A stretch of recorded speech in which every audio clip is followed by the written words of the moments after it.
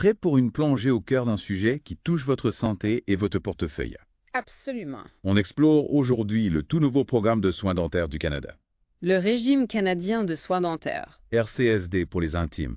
On va voir ensemble qui est admissible, comment ça fonctionne et surtout ce que ça change pour vous. Ce qui est vraiment intéressant avec ce programme, c'est qu'il vise à combler un manque d'accès aux soins dentaires. Un problème qui existe depuis. Trop dentaire. Exactement. Et pour décortiquer tout ça, on va se baser sur le site web du gouvernement, canada.ca. La source officielle. Tout à fait. Première question, et pas des moindres, qui est admissible à ce fameux RCSD? Bonne question. Eh bien, selon le site, il y a 3 groupes qui peuvent en bénéficier pour le moment. Ok, je suis curieux. On parle des personnes âgées de 65 ans et plus, Les aînés, les enfants de moins de 18 ans, la génération futurée. et les adultes qui ont un certificat pour le crédit d'impôt pour personnes handicapées valide pour l'année 2023. Une approche ciblée donc. C'est intéressant. C'est vrai, on peut se demander pourquoi ce choix. C'est comme un cadre, un déploiement par étapes, vous voyez. On commence par les populations les plus vulnérables, celles qui ont le plus besoin de soins dentaires et qui coûtent le plus cher au système de santé. C'est vrai. En commençant par ces groupes, le gouvernement peut espérer. Eh bien, Faire des économies. Exactement. À long terme, bien sûr. une stratégie intéressante, mais Ouais. est-ce que ça veut dire que le reste de la population devra attendre encore longtemps avant d'avoir accès à des soins dentaires abordables? Ah, voilà la question qui fâche. C'est une question importante. Oui, absolument. Le site web ne se contente pas de parler d'admissibilité, d'ailleurs. Il met aussi l'accent sur les ressources disponibles, Ah oui. autant pour les citoyens lambda que pour les professionnels dentaires. On trouve des infos sur comment s'inscrire au programme, sur les frais couverts par le RCSD. Le paperasse, quoi. Oui, en quelque sorte.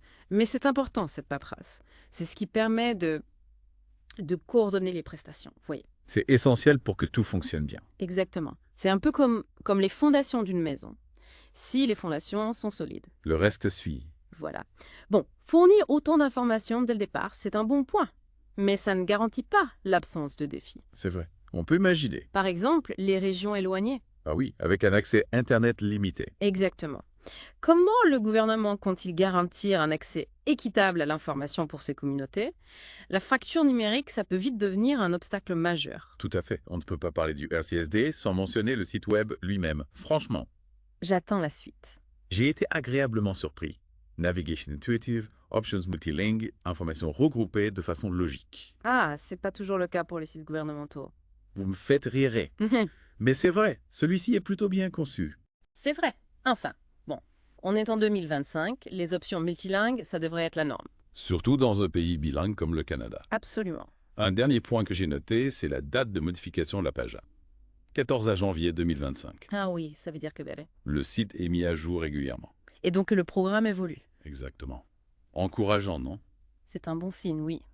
Ça montre que le gouvernement est à l'écoute, qu'il est prêt à adapter le programme en fonction des retours d'expérience. On vous encourage d'ailleurs à consulter le site régulièrement pour rester au courant des dernières modifications.